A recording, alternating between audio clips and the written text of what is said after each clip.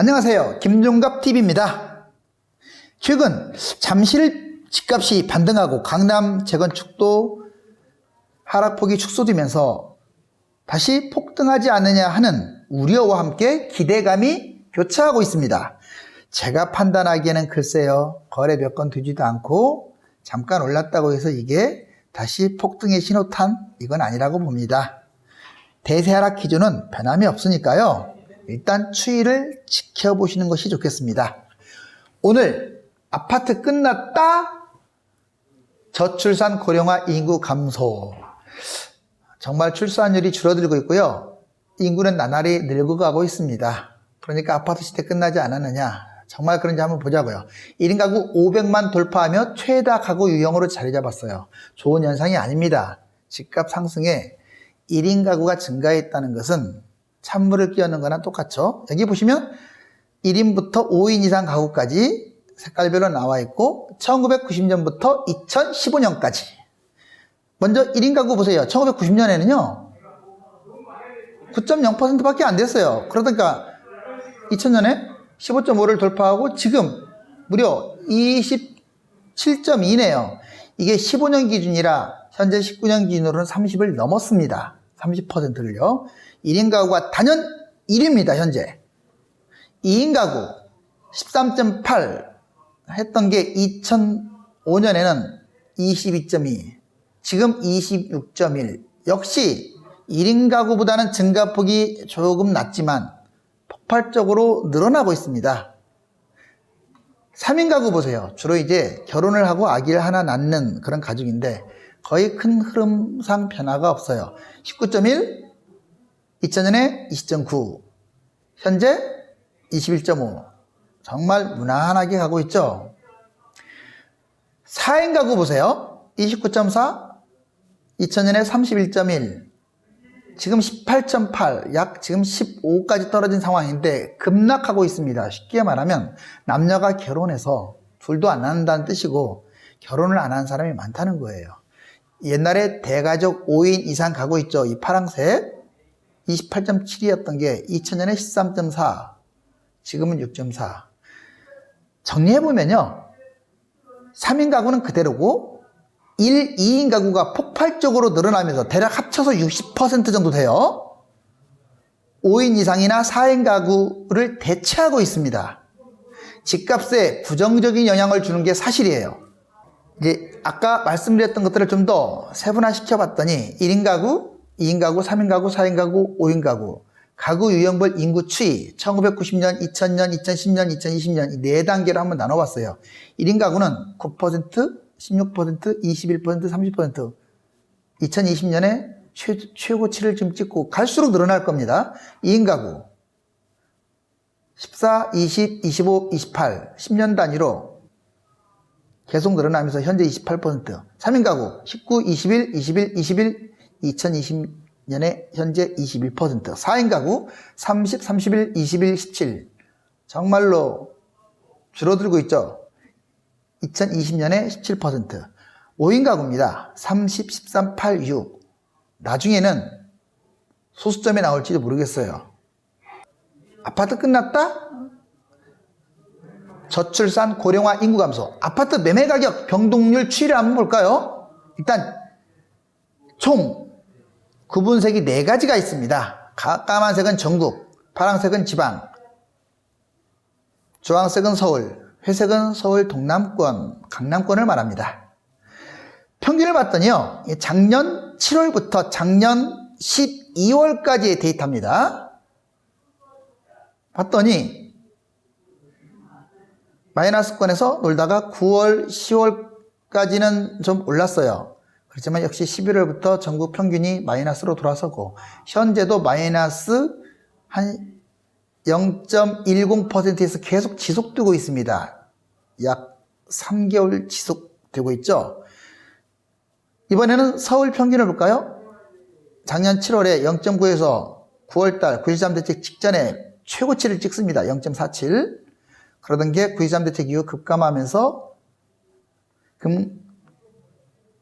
한국감정원 시세로 11월부터 마이너스를 기록하고 현재 계속 집값이 떨어지고 있는 추세입니다. 여기 보시면 이제 작년 12월까지 나와 있는데 이게 이렇게 보시면 돼요. 여기서 지금 계속 이게 3월 현재 올라가지도 않고 있어요. 약간씩 등락하고 있지만 3월 서울 집값 마찬가지로 전국 집값도 비슷해요. 이번에는 이제 서울의 선도주자인 강남권 한번 볼까요? 회색입니다. 7월부터 계속 등하고 여기 보세요. 0.66 말이 0.66이죠. 솔직히 말씀드리면 0.66이 어디 있습니까? 통계가 이렇지. 10% 이상 쪘어요, 이때. 단 2달 만에요. 여러분들 통계는 그렇게 봐야 돼요. 0.66%, 1%도 안 쪘다고 생각하세요? 한번 돌아보신 분들은 알 거예요. 평균치도 그렇게 쪘어요. 떨어질 때도 지금 뭐 말이 0.10 아닙니다. 더 떨어졌어요. 많이 떨어졌죠. 자, 지금 아무튼 어찌됐거나 많이 떨어졌다가 이제 11월을 여기는 한 10월 중순을 기점으로 동남권은 계속 떨어집니다. 그리고 재건축은 아예 0.3 여기까지도 밀려나갔고요. 일반 강남권도 서울 평균치 이상으로 떨어지고 있죠. 최근 다시 이렇게 반등하고 있지 않느냐, 플러스는 아니지만 반등하고 있다 해서 기대감 및 우려를 동시에 갖게 하죠. 하지만 제가 보기엔 아까 서두에 말씀드렸듯이 대세 하락이지 않을까. 지방은 계속 좋지 않습니다. 특히 부울경 심각합니다. 아파트 입주 물량 한번 보자고요. 2014년부터 2019년 예전까지 보겠습니다. 보시면 2014년하고 2018년까지 한번 보세요. 점점 늘어나고 있죠. 이렇게 분양이라든가 입주 물량이 늘어나고 있습니다. 그러면서 집값은 계속 폭등했어요. 지금 2018, 19년, 20년까지 너무 입주 물량이 지금 많아요. 그렇기 때문에 전세도 낮아졌지만 앞으로 대세 하락이 올 때 이걸로 인해서 집값이 생각보다 많이 빠질 거예요. 전체적으로 전국은 지금 주황색인데 26만, 10만, 45만, 22만, 38만, 19만. 여기 보시면 파랑색 이게 수도권입니다. 수도권. 지금 전국 단위로 봤을 때 수도권이 상대적으로 어떻습니까? 인구 비례해 가지고 뭐 적정선인데 최근 2년 동안은 좀 더 많게 약간 좀 더 많지 않나 하는 생각이 들죠? 이번에는 아까 내가 주택수가 지나치게 많다라는 걸 말씀을 드렸어요. 그런데 주택 인허가가 지금 최근 부동산 경기가 좋지 않고 여러 가지 사유로 인해서 급격하게 줄어들고 있습니다.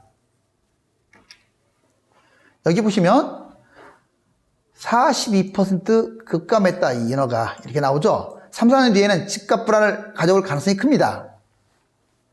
실질적으로 사이클상으로 봤을 때 앞으로 2년에서 4년 대사락이 이어진다면 그 다음 한 2년 혹은 4년 이후에 한 4년 이상 대세 상승이 이어질 텐데 그때 매물이 적기 때문에 이게 시너지를 가져오면서 집값 폭등을 또 야기할 수가 있어요. 당장은 지금 물량이 많고 이거 인허가가 지금 늦어졌다는 것은 앞으로 3, 4년 후에 영향을 준다는 거잖아요.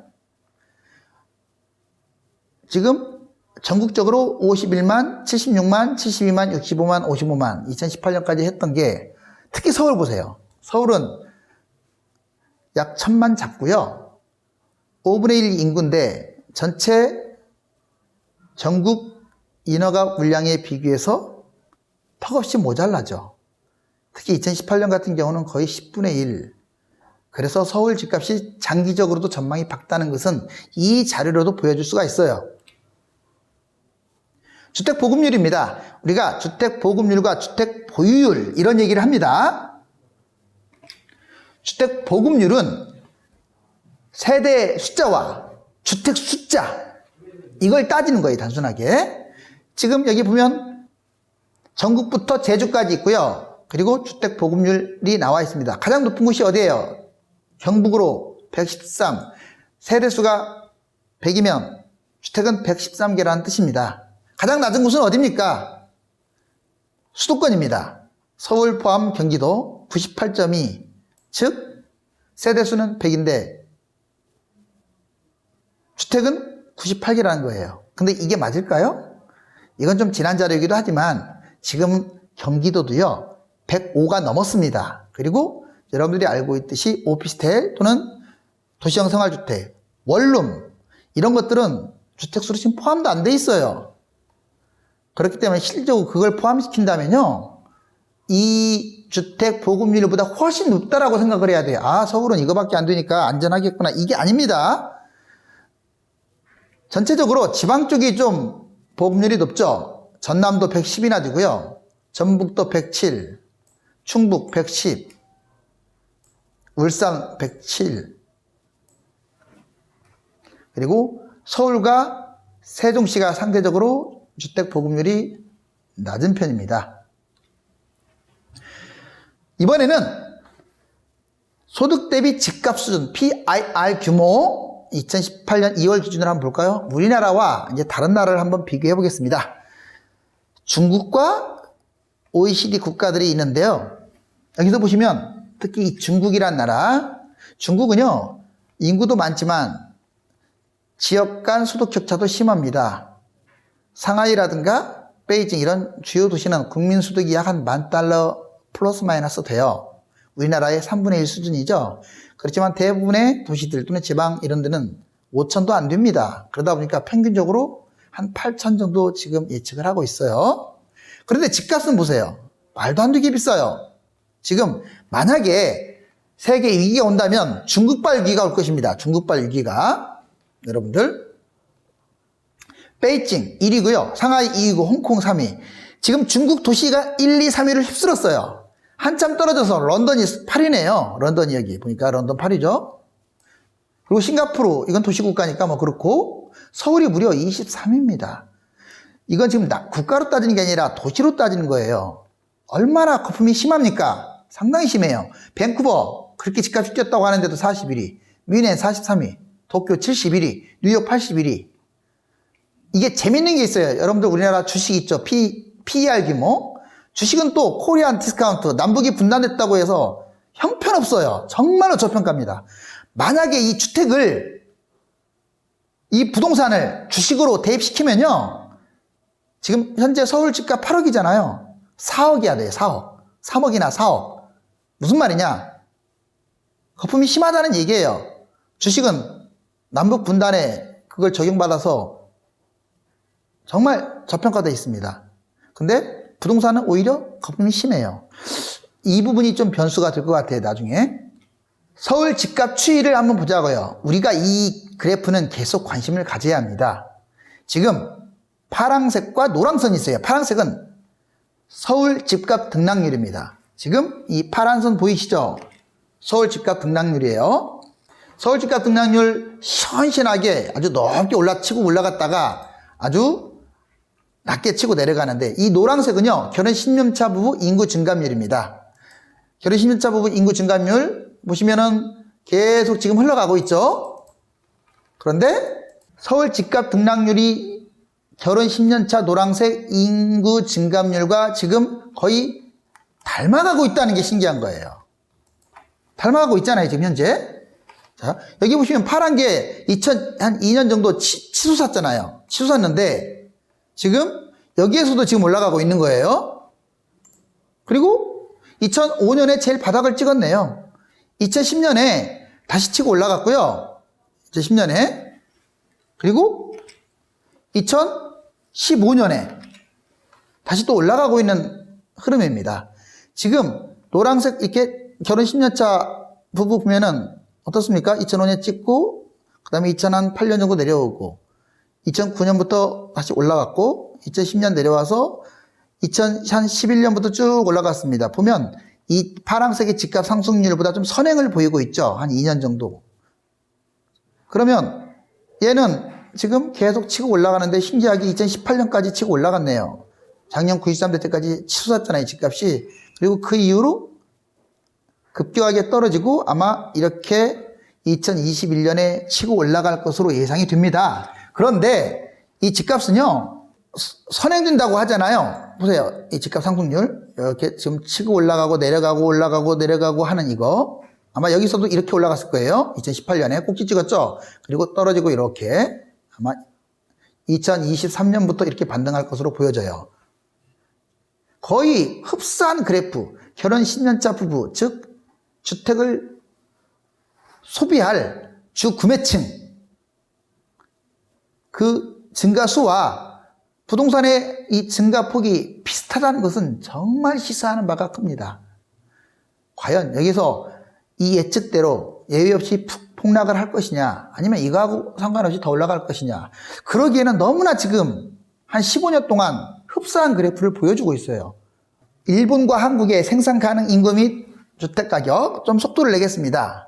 일본은 잃어버린, 우리가 20년 그러죠. 1980년대 쭉 이렇게 올라가다가 90년대부터 2010년까지 무려 20년 정도를 갖다가 계속 추락만 하게 돼요. 여기서 계속 이제 왔다 갔다 하죠. 근데 우리나라 보세요. 우리나라는 지금 2000년부터 지금 이게 딱 20년 후에 일본 모습 계속 치고 올라갑니다. 지금 2018년 현재 여기 꼭지까지 올라왔죠. 지금 막대 그래프가 뭐냐면 비중이에요. 이 비중이 점점 줄면서 일본도 지금 폭락하고 있는데 우리나라도 지금 그와 연계해서 지금 그래프상으로 그럴 가능성이 아주 높다는 거. 지금 같이 쭉 동반 하락할 가능성이 높습니다. 그래서 일본과 한국이 우리나라가 모든 게 같지는 않지만 연계성을 보이고 있다는 데서 우리가 관심을 가져야 합니다. 이번에는 실질주택 보급률 파란색과 공식주택 보급률 추이 빨간색, 이거 아까 했던 건데, 자 보자고요. 이게 파란색이 정확하겠죠. 이제 2010년에 106, 제가 아까 말씀드렸잖아요. 대략 지금은 110이 훨씬 넘었을 것이라고. 그거하고도 지금 일맥상통하는 그래프 흐름을 보여주고 있습니다. 지금 2013년에 2015년에 107을 찍고요. 2019년 현재 109 정도. 2020년엔 110을 넘어섰어요. 이게 좀만 더 간다면 이제 115, 120까지 찍겠죠. 이번에는 전체 저소득층, 중소득층, 고소득층, 소득별로 주택 과연 어떻게 소비하고 있는지 한번 볼까요? 우선 파란색은 전체입니다. 대략 주택 보유율이라고 아시죠? 아까는 이제 주택 보급률은 세대수와 그리고 주택의 수를 따진 거라면 이것은 실질적으로 주택을 보유한 사람들, 무주택자와 유주택자 이걸 나누는 건데 평균적으로 봤더니 2006년도에 55.6, 8년도 56.4, 10년도 54.3, 12년도 53.8 점점 내려가고 있죠. 집값이 하락기다 보니까 떨어지고 있는 거예요. 2014년에 53.6 바닥 찍고 여기는 안 나와 있지만 계속 오름 추세입니다. 집값이 상승했잖아요. 2014년부터 계속. 지금은 대략 한 55.5 정도 됩니다. 그리고 저소득층 보자고요. 저소득층은 상대적으로 주택을 가지고 있는 분들이 좀 적어요. 49, 51, 46, 50, 47. 그리고 중소득층 또 연두색 보세요. 55, 54, 54, 51, 52. 그리고 고소득층 보라색 보세요. 정말 높죠. 67.0, 69.4, 69.5, 64.6, 69.5. 즉 고소득 또는 내가 부자냐 아니냐는 내가 주택을 가지고 있느냐 가지고 있지 않느냐 이것도 하나의 잣대가 될 수 있다는 거. 이번에는 연도별 전국 자가 점유율 추이를 한번 볼까요? 2005년부터 2016년 지금 아까하고 같은 말이에요. 이게 주택을 얼마나 보유하고 있느냐. 자, 2005년은 약 한 55%, 2008년 56%, 2014년 한 3.5 정도 바닥을 찍고 2016년에 올라가고 있잖아요. 대략 57, 지금은 대략 한 58, 9 정도 될 거예요. 그러면 연령대별로 과연 주택 보유수는 어떻냐? 즉 어느 연령대에서 주택 구매가 두드러지느냐? 그걸 한번 볼까요? 20대, 30대, 40대, 50대, 60대, 70대 이상이 있고요. 그리고 위로는 주택수가 되겠습니다. 너무 주택수 하면 거창하니까요. 이제 이 그래프가 올라갈수록 그 연령층에서 주택 보유를 많이 하고 있다. 이렇게 보시면 되겠죠? 자, 20대 그렇게 많지는 않습니다. 급격하게 늘어나는 게 어디예요? 30대 중반이네요. 그쵸? 여기 30대 중반부터 급격하게 늘어나기 시작을 해서 대략 50대 중반까지가 피크입니다. 즉 30대 중반, 50대 중반 40 전후로 피크를 찍고 점점 내려가기는 하지만 주주택 구매층은요 30대 중반부터 50대 중반이라는 거. 그런데 여기에 최근 변화가 생겼습니다. 어떤 변화냐고요? 자, 여러분들 10년 전하고 지금 다른 가장 큰 이유가 뭔지 아세요? 가장 큰 문제를 또는 가장 큰 내용을 들라면 30대 초반, 심지어는 20대 후반 대기업과 맞벌이의 파워를 보여주면서 연봉 1억 이상자가 무수하게 늘어났어요. 뭐 연봉 1억 넘는 사람이 그냥 우글우글합니다. 우글우글해요. 특히 결혼 합산 말하는 거예요. 부부 합산. 여러분들 1년에 부부 합산으로 1억 넘으면요 집 20년 걸린다고요? 안 그래요. 5년이면 잡아버려 그냥. 그리고 그게 상대적으로 박탈감을 느낄 분들도 많겠지만 제가 상담해 본 결과 거의 3분의 1, 4분의 1, 3분의 1은 그런 것 같아요. 그러다 보니까 이 30대 중반부터 50대 중반까지의 이 주력 소비층이 이 앞에 이제는 30대 초반, 30부터 바꿔야 돼요. 특히 결혼한 맞벌이들. 이분들이 결혼 때부터 아예 3분의 1 정도는 집을 사버립니다. 집값도 많이 뛰었는데도. 그래서 참고하시기 바랍니다. 젊은 층도 주택을 구매하는데 가세했다는 거. 아파트 끝났다. 저출산 고령화 인구 감소, 수도권 광역시 도지역 이렇게 나눠가지고 그렇다면 도대체 어떤 집들, 어떤 집에 보유하고 있느냐? 이게 자기가 샀다는 뜻이 아니라 살고 있느냐? 거주하고 있느냐? 수도권을 봤더니 단독주택 30.6%가 거주하고 있고요. 아파트는 50.8%. 제일 많이 거주합니다. 연립 5%, 다세대 9.3%, 기타 4.4%. 광역시 단독주택 35.9%, 아파트 55.4%, 연립 2.1%, 다세대 4.6%, 기타 2.1%. 도 지역, 각 도를 보면 단독주택 49.4%로 오히려 아파트보다 많죠. 아파트 44.1%, 연립 1.7%, 다세대 2.6%, 기타 2.3%. 전반적으로 아파트와 단독에서 많이 거주한다. 이번에는 소득별로 도대체 어디 거주하느냐?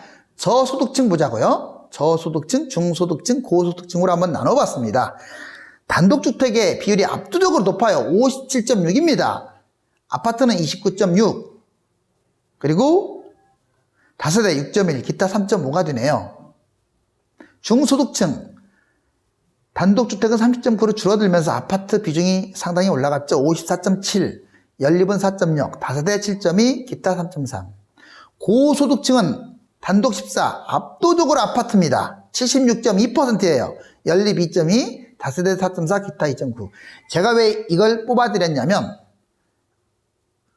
설령 내가 돈이 없다고 하더라도 너무 이렇게 단독이라든가 연립이라든가 이런 데서 살려고 하지 마시고요. 무리만 아니라면 아파트에 사세요. 그래야 보는 눈도 있고 내가 아파트를 사야겠다는 의지도 강해지고요. 이 환경이 상당히 중요하거든요. 여기 보시면 고소득층이 압도적으로 아파트에서 많이 산다는 것은 시사하는 바가 아주 큽니다. 아파트 끝났다. 저출산, 고령화, 인구 감소. 자, 크게 지금 지난 나무색 0에서 14세 그리고 15에서 64세, 65세 이상 이렇게 보여주고 있습니다. 우리가 보면요. 먼저 이제 1990년부터 2060년까지 쭉 아주 기나긴 세월 동안 우리가 분석을 해볼 수 있고 이 가운데는 생산 연령층이라고 할 수 있어요.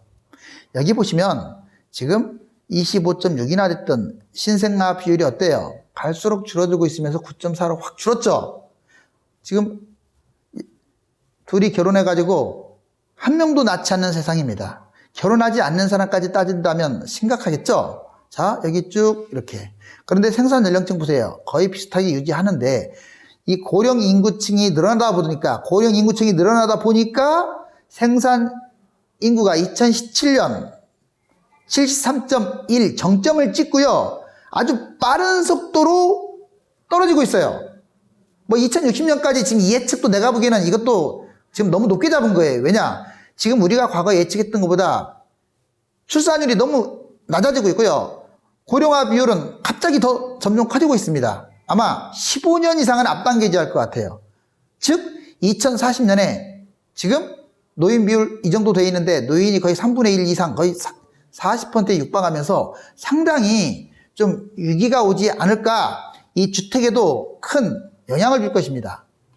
이번에 유소년 인구, 생산연령 인구, 고령 인구, 노령화 지수를 다시 다른 모형으로 한번 볼까요? 여기 보시면 이제 95년부터 2017년까지 주황색은 유소년, 생산인구는 파란색, 그리고 고령인구는 보라색으로 표시했습니다. 보자고요. 점점 줄어들고 있습니다. 95년만 해도 23.0을 차지했던 이 20세 이하의 비율이 지금은 13.3으로 정말 초라하게 됐죠. 이게 앞으로 10년만 지나면요, 아마 한 자릿수로 확 떨어질 거예요.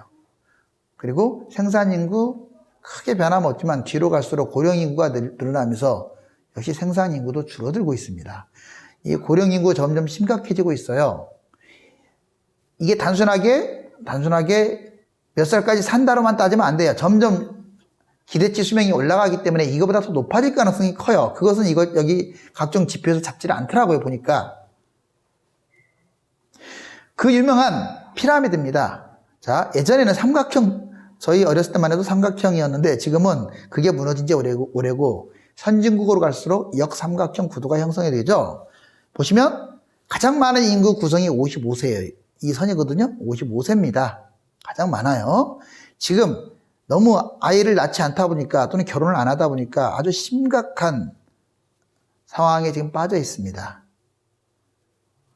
현재 95세가 여기에 해당되고 있지만 나중에는 한 이 정도 될 거예요. 95세가. 왜? 점점 기대치 수명이 늘어나고 있으니까 그래요. 그리고 현재 55세가 가장 높은데 나중에는 65, 한 10년만 흘러도요, 60에 아마 다가설 거라고 보여지고요. 전체 평균 연령은 45세 정도 됩니다. 급감하는 국내 생산 가능 인구. 자, 10년에는 3,519, 2020년, 이제 내년에는 3,442. 점점 줄어들고 있어요. 이렇게 2,988만, 2,495만 점점 줄어들고 있는데 2050년에는 2,089만이다. 제가 여러 번 강조하지만 이거 안 맞아요. 자, 뒤로 갈수록 점점 더 줄어들 거예요. 왜? 지금 태어나는 인구가 없는데 앞으로 20년 후에, 30년 후에 이게 버텨줄까요? 또 노인들만 늘어나고 있는데 역시 심각합니다. 이번에는 이제 노인 부양 비추 전망 한번 보자고요. 다른 나라 보기 전에 빨간색 한국을 보자고요. 자, 지금 노인 부양이 가장 낮아요. 즉 노인이 적었다는 뜻이에요. 2015년도 그렇네요. 근데 25년부터는 역전돼 가지고요, 이제 한 2050년 써 있는데 내가 보기에는 한 2030, 40년이면 세계 1, 2위권으로 돌아설 거예요. 2075년에 1위로 나와 있지만 2050년 그렇게 많이 남은 거 아닙니다. 지금 50대가 80대면 2050년이에요. 그리고 현재 1위는 일본입니다. 이 분홍색. 근데 일본한테도 역전이 되고 있죠. 일본은 그래도 신생아 한 명을 꾸준히 배출하고 있는 나라예요. 그리고 유럽에서 특이한 건 이 스페인이 있어요. 스페인. 파란색 스페인. 스페인이 왜 우리나라보다도 GNI가 밀리고 있느냐? 고령화 때문에 그런 부분도 있어요. 아파트 끝났다. 저출산 고령화 인구 감소. 대한민국 합계 출산율을 볼까요? 2008년에 1.19명. 이때도 적었죠. 2012년 1.30, 2018년에 0.97. 어때요? 이제 한 명이 무너졌어요. 한 명이. 그것도 지금 계속 내리막길 걷고 있습니다. 특단 대책이 없으면요, 이거 대략 한 10년 지나면요 0.5도 안 나와요. 그런데 무슨 아까 그 그래프들이 얼마나 설득력이 있겠어요. 그거보다 더 심각해지지. 왜 이런 현상이 벌어졌냐? 결혼해가지고 한 명도 안 낳는다는 뜻이 아니에요. 한 명은 더 낳죠. 문제는 결혼을 안 하는 독신주의자가 너무 늘어났어요. 그게 자랑 아닙니다. 물론 우리나라 아주 힘들어요. 젊은 층이 철밥통, 즉 공무원도 그렇고 대기업도 그렇고 철밥통이 나이 먹은 철밥통자들이 꽉 잡고 있다 보니까 능력도 없으면서 직장을 꽉 붙잡고 있다 보니까 젊은 층이 취업을 못하고 있어요. 제가 보기에는 그거 성과제 해가지고 빨리빨리 물갈이를 시켜야 한다고 저는 보는데, 그러다 보니까 뭐 집도 못 사고 자기 먹고 살기 바쁘니까 결혼 안 하는 거죠. 결혼 안 하는 세대가 너무 많아요. 지금 결혼을 할 수 있도록 국가에서 계속 최고의 우선순위로, 고령화도 중요합니다. 하지만 그것보다 더 중요한 대책은요, 지금 어린아이들을 빨리 더 낳게끔 출산 대책을 장려하는 거예요. 아주 끔찍하죠. 자, 집값을 논하기 이전에 아까 그 흐름대로 간다면 과연 집값이 버텨주기는 할 것인가 심히 우려스럽습니다. 나중에는 그냥 집을 거저주는 시대가 돌아올지도 몰라요. 1965년부터 2065년까지 생산 가능 인구, 한번 고령 인구, 그리고 유소년 인구를 그래프로 이번에 봤더니, 자, 유소년 인구 녹색입니다. 어때요? 2017년을 기점으로 계속 내려가고 있죠. 그 다음에 고령 인구 보세요. 2015년을 기점으로 계속 올라가고 있습니다. 생산 2015년, 16년에 정점을 찍었어요. 아주 기하급수적으로 내려가고 있어요. 이런 현상이 반복되게 되면 부동산에 엄청난 악영향을 줄 것입니다. 인구 많은 지역을 한번 집값 상승률을 볼까요? 먼저 수원시, 창원시, 고양시, 성남시 등이 있는데 수원시 보자고요. 자, 쭉 이렇네요. 수원시 같은 경우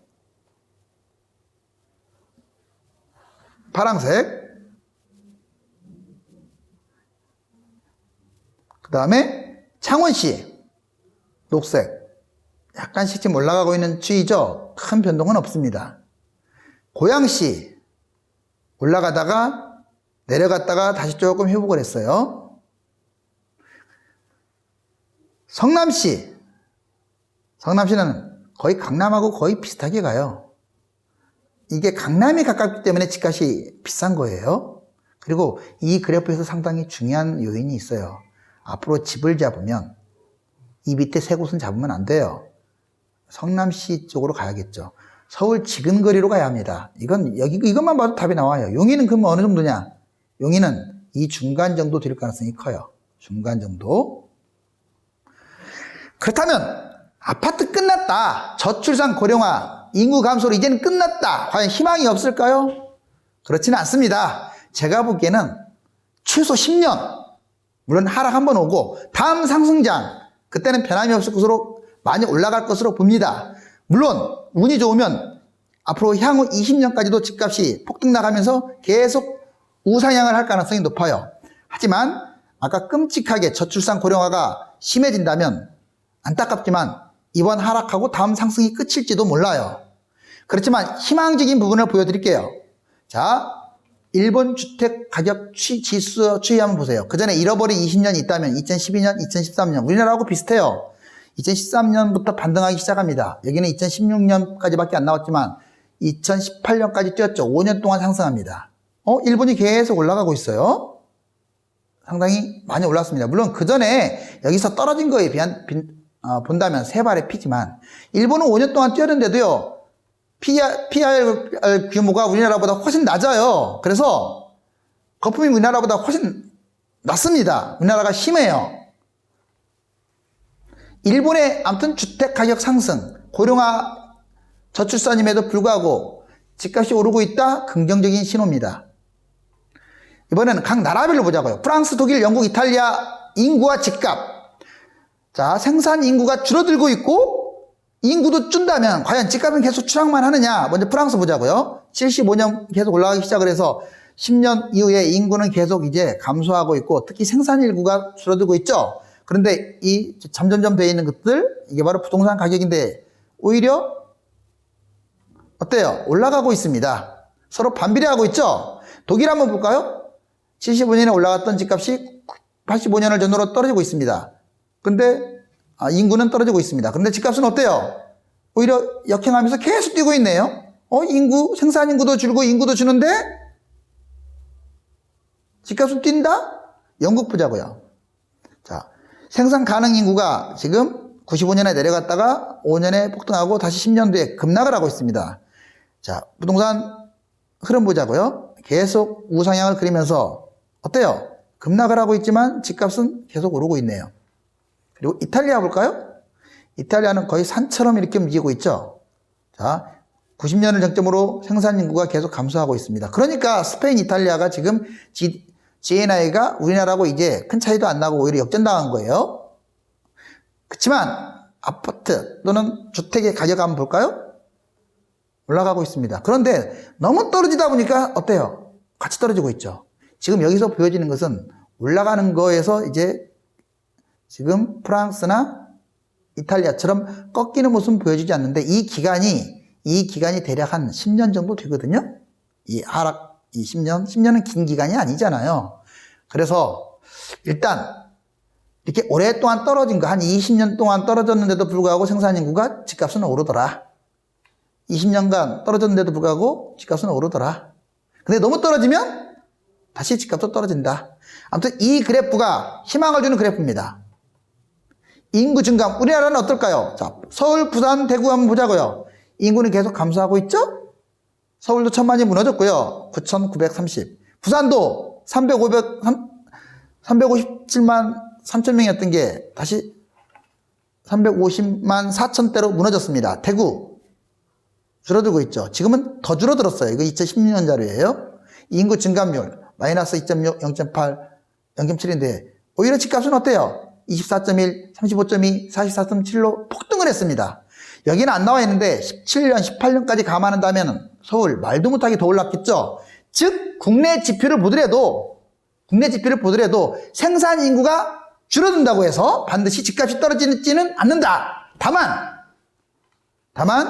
이 사례들이 우리나라에도 그대로 적용될 것인지 이거는 맹목적으로 믿을 것이 아니라요. 지금 부정적인 요인도 워낙 많기 때문에 이러한 예외적인 긍정적 요인과 부정적인 요인을 잘 조인해서 판단을 해야 한다. 인구 집값 정리를 합니다. 주택 보급률, 주택 보유율, 생산인구, 1인 가구, 해외 어떤 사례 연구 등을 통해서 미래의 주택 흐름을 예측해야 합니다. 저출산 고령화는 주택 위기 신호입니다. 하지만 핵심 지역 중심으로 매수하는 것이 안전. 20에서 30대 맞벌이 고소득 등이 증가하면서 집값 폭등을 유발했죠. 생산 인구가 감소하더라도 고소득층, 국민소득 증가로 유망 지역 집값은 지속적으로 올라간다. 인구, 특히 생산 인구의 감소는 70% 정도의 전체적인 집값에 부정적인 영향을 준다. 즉 인구가 감소하고 저출산 고령화, 생산 인구가 감소하는 것은 명품 아파트라든가 인기 지역들은 계속 상승을 이끌지만 집이 넘쳐나는 곳이나 인기가 없는 지역은 하락을 가져온다. 김종갑 TV를 중심으로 항상 애청해 주신 시청자 여러분들께 감사드리고요. 구독 꾹 눌러주시기 바랍니다. 김종갑 TV가 앞으로 센세이션을 일으키는 많은 사례들을 분석해서 여기에 풀어놓겠습니다. 감사합니다.